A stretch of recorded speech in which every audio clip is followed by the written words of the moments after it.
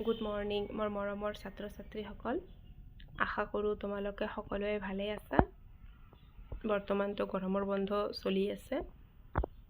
আশা কৰোঁ তোমালোকে সকলোৱে পঢ়া শুনা ভালদৰে কৰি আছা। তোমালোকে ইতিমধ্যেই গম পাইছা যে 2025-26 বৰ্ষৰ ক্লাছ 6ৰ সকলো ছাবজেক্ট সলনি হৈছে। আজি এই ভিডিঅ'ৰ যোগেদি মই তোমালোকক ইংৰাজী বিষয়ৰ লেসন 3ৰ কিছু অংশ বুজাবলৈ চেষ্টা কৰিম।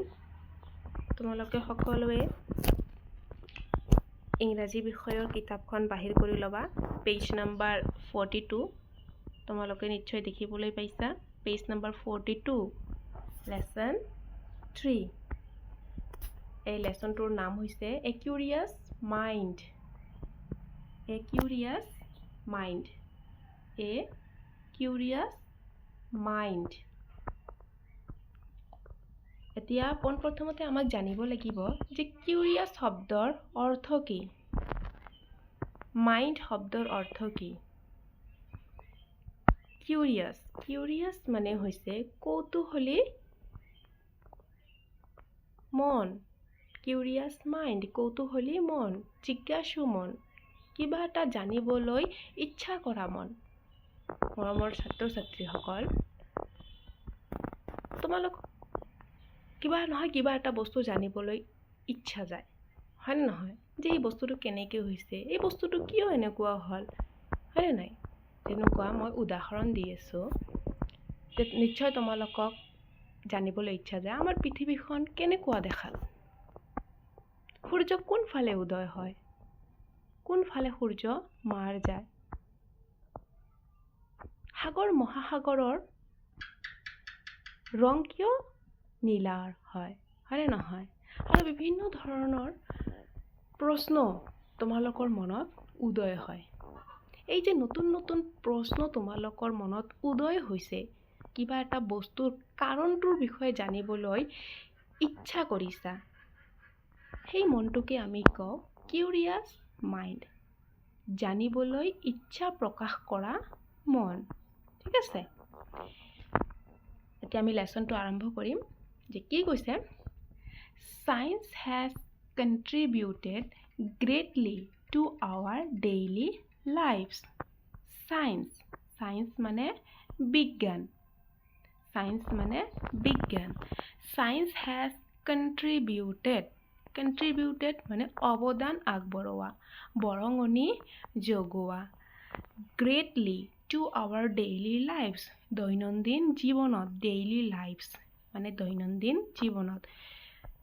নিশ্চয় সায়েন্সে আমাৰ কি কৰিছে, বিজ্ঞানে আমাৰ কি কৰিছে, দৈনন্দিন জীৱনত প্ৰচুৰ পৰিমাণে প্ৰভাৱ পেলাইছে, হয়নে নহয়? তোমালোকে ভাবি চোৱা যে তোমালোকে যেতিয়া টোপনিৰ পৰা উঠা, এই টোপনিৰ পৰা যেতিয়া উঠা তেতিয়াৰ পৰা আৰম্ভ কৰি গোটেই দিনটো বা ৰাতি শোৱাৰ আগমুহূৰ্তলৈকে তোমালোকে বিভিন্ন বস্তুৰ প্ৰয়োগ কৰি আছা, বিভিন্ন বস্তুৰ ব্যৱহাৰ কৰি আছা। এই সকলোবিলাক যে বস্তু ব্যৱহাৰ কৰি আছা, এই সকলোবিলাক বস্তুৰ আমাক কোনে দিছে? সায়েন্সে আগবঢ়াইছে। যেনেকুৱা তোমালোকে ৰাতিপুৱা উঠিছা, দাঁত ব্ৰাছ কৰিছা, এই দাঁত যে ব্ৰাছ কৰিছা, আমি যে টুথপেষ্টটো ব্যৱহাৰ কৰোঁ বা দাঁত ঘঁহা ব্ৰাছডাল যে ব্যৱহাৰ কৰোঁ, সেইটোৱে আমাৰ বিজ্ঞানৰ অৱদান। ঠিক আছে, তাৰপিছত আমাক গৰম লাগে, এই গৰম লাগে যে আমি ফেনৰ ব্যৱহাৰ কৰি আছোঁ, সেই ফেনটোও হৈছে বিজ্ঞানৰ অৱদান। আমি ক'ৰবাত ফুৰিবলৈ গৈছোঁ, গাড়ীৰে গৈছোঁ, বাছ গাড়ীৰে গৈছোঁ বা চাইকেলেৰে গৈছোঁ বা মটৰ চাইকেলেৰে গৈছোঁ, হয়নে নহয়? এইবিলাক হৈছে আমাৰ বিজ্ঞানৰ অৱদান। বৰ্তমান যুগটো হৈছে প্ৰযুক্তি আৰু বিজ্ঞানৰ যুগ, হয়নে নহয়? এতিয়া আমাক জানিব লাগিব যে সায়েন্স বা বিজ্ঞান মানেনো কি? যে যিবিলাক বস্তু আমাৰ দৈনন্দিন জীৱনত প্ৰচুৰ পৰিমাণে প্ৰভাৱ বিস্তাৰ কৰিছে, মানুহৰ কাম সহজ সৰল কৰি তুলিছে, মানুহক এটা আৰামদায়ক জীৱন প্ৰদান কৰিছে, সেইটোৱেইতো সায়েন্স, সেইটোৱে হৈছে বিজ্ঞান। এতিয়া সেই বস্তুবোৰ তোমালোকক নিশ্চয় জানিবলৈ ইচ্ছা যায় যে এই বস্তুবোৰ কোনে উদ্ভাৱন কৰিছে বা কোনে আৱিষ্কাৰ কৰিছে।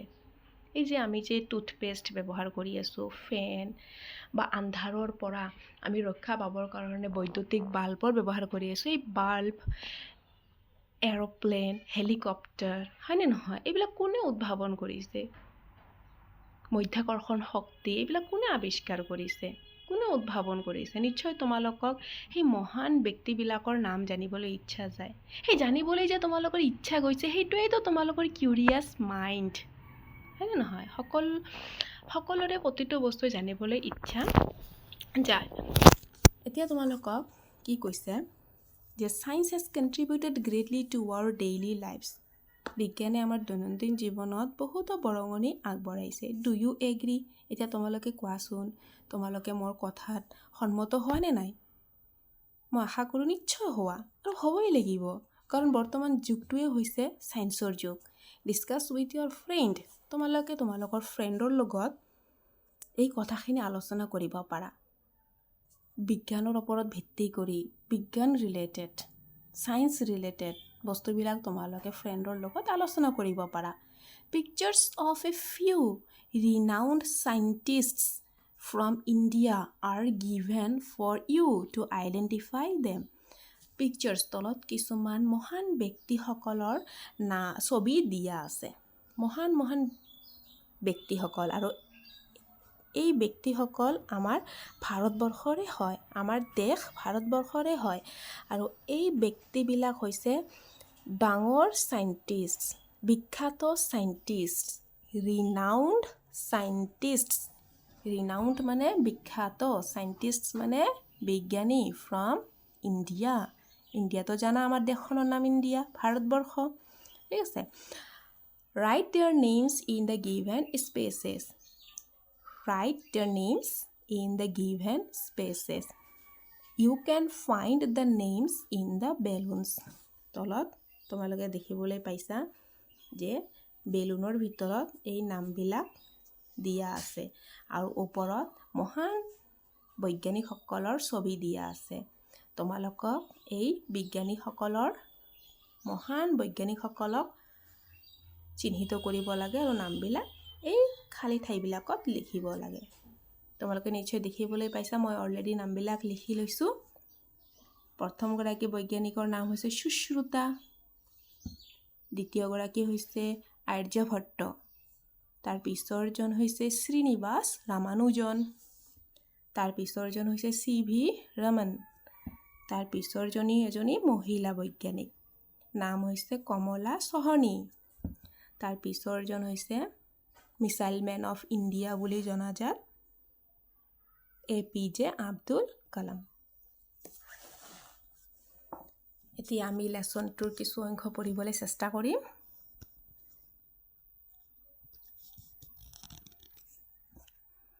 Let's read the conversation among three children, Nikita, Argo, and Mira, in the following play. তলত scene 1 এটা দৃশ্য দেখুওৱা হৈছে। এই দৃশ্যটোত দুজন ব্যক্তিৰ মাজত কথা আলোচনা হ'ব, কনভাৰচেশ্যন হ'ব, ঠিক আছে। এজনৰ নাম হ'ব নিকিতা আৰু এজনৰ নাম হ'ব অৰ্গ। scene 1 মানে দৃশ্য, প্ৰথম দৃশ্য 1। Nikita is in her study room and is drawing a scenery. Nikita, এই ছোৱালীজনীৰ নাম কি? Nikita is in her study room. study মানে পঢ়াশালী, ঠিক আছে, পঢ়া শুনা কৰা। ৰুম মানে তো তোমালোকে নিশ্চয় জানা। এতিয়া যিটো ৰুমত নিকিতাই পঢ়া শুনা কৰে সেইটো ৰুম হৈছে study room. And is drawing a scenery. মানে আঁকা। তোমালোকে নিশ্চয় দেখিবলৈ পাইছা কি কৰি আছে? আঁকি আছে। কি আঁকি আছে? চিনাৰী, দৃশ্য আঁকি আছে, য'ত পাহাৰ আছে, সূৰ্যটো আছে, পানী আছে, আকাশ আছে, হয়নে নাই? নিশ্চয় তুমি ভালদৰে মন কৰিবা। অৰ্গ আৰু এজন ব্যক্তি, নাম কি? অৰ্গ। হাৰ মিন্স কোন? হাৰ কাক বুজাব? হাৰ নিকিতা। য়ংগাৰ মানে হৈছে সৰু। ব্ৰাদাৰ মানে ভাই। her younger brother. কাৰ সৰু ভাই? নিকিতাৰ সৰু ভাই। নাম কি? অৰ্গ। is watching, দেখি আছে। her draw the picture, এই যে নিকিতাই ছবি আঁকি আছে সেই ছবি আঁকাটো অৰ্গই দেখি আছে। এতিয়া অৰ্গই আৰম্ভ কৰিব কথা বাৰ্তা, ঠিক আছে? অৰ্গই কি কৈছে? what a beautiful picture, বাহ কি ধুনীয়া দৃশ্য। বিউটিফুল মানে ধুনীয়া, পিকচাৰ দৃশ্য। বাট কিন্তু why have you painted the sky red? ইয়াতে চাবা কুৱেশ্যন মাৰ্ক আছে, প্ৰশ্ন কৰিছে। অৰ্গই কাক প্ৰশ্ন কৰিছে? নিকিতাক, যে কি ধুনীয়া ছবি আঁকি আছা, কিন্তু কথাটো হ'ল যে why have you painted the sky red? sky আকাশ, আকাশখন কিয়, আপুনি কিয় আকাশখন ৰেড কালাৰ কৰিছা? পেইণ্ট অংকিত কৰিছা। কি কালাৰ কৰিছে? ৰেড কালাৰ কৰিছে। এতিয়া নিকিতাই উত্তৰত কি ক'ব? It's a sunset scene. It's a sunset scene. Sunset. Sun মানে তো তোমালোকে জানা সূৰ্য, ঠিক আছে? Sunset মানে সূৰ্যাস্ত, সূৰ্য বেলি মাৰ যোৱা দৃশ্য। এইটো কি দৃশ্য? বেলিটো মাৰ গৈছে, ঠিক আছে? বেলি মাৰ গ'লে কি হয়? সন্ধিয়া হয়, হয়নে নহয়? তাৰপিছত ৰাতি হয়। তাৰমানে নিকিতাই সন্ধিয়াৰ ছবিটো আঁকিছে। এতিয়া অৰ্গই ক'ব I have noticed that the color of the sky changes at different times. অৰ্গই কি কৈছে? যে মই লক্ষ্য কৰিব পাৰিছোঁ। কি লক্ষ্য কৰিছোঁ? যে the color, ৰং of the sky, আকাশখনৰ ৰং চেঞ্জেছ, সলনি হৈ থাকে different times, বিভিন্ন সময়ত আকাশখনৰ ৰং সলনি হৈ থাকে। Why is it so? Nikita বা কিয় এনেকুৱা হয়? নিকিতা বা কিয় এনেকুৱা হয় যে আকাশখনৰ ৰং সকলো সময়তে পৰিৱৰ্তন হৈ থাকে? এতিয়া নিকিতাই উত্তৰত কি ক'ব? I don't know, মই নাজানো। You can ask, তুমি সুধিব পাৰা your science teacher tomorrow, অহাকালি তুমি তোমাৰ ছায়েন্স টিচাৰ মানে যি বিজ্ঞান ছাবজেক্ট পঢ়ায় সেই বিজ্ঞানৰ শিক্ষকগৰাকীক তুমি সুধিবা। Org You have painted the sky red. আপুনি এই স্কাইটোৰ কালাৰ কি কৰিছে? ৰেড কালাৰ কৰিছে। And you don't know the reason. আৰু আপুনি কাৰণটো নাজানে। ৰঙা ৰং অংকিত কৰিছে, কিন্তু আপুনি কাৰণটোৱে নাজানে কিয় স্কাই ৰেড কালাৰ হয়। Nikita org You can sit here. তুমি ইয়াতে বহা। If you want, যদি তুমি বিচৰা ইয়াতে বহি থাকা। Please don't disturb me. মোক বিৰক্ত নকৰিবা। With silly questions. Silly মানে বুৰ্বকৰ নিচিনা কুৱেশ্যন, অকৰা টাইপৰ কুৱেশ্যন, ঠিক আছে? যে নিকিতাই অৰ্গক কি কৈছে? যে তুমি যদি ইয়াতে বহি থাকিব বিচৰা বহি থাকা, মোক এই বুৰ্বকৰ নিচিনা কুৱেশ্যনবোৰ নুসুধিবা। গতিকে মৰমৰ ছাত্ৰ ছাত্ৰীসকল, আজি এইখিনিয়েই। চিনটো দৃশ্যটো মই নেক্সট ভিডিঅ' তোমালোকক বুজাম, ঠিক আছে? ধন্যবাদ।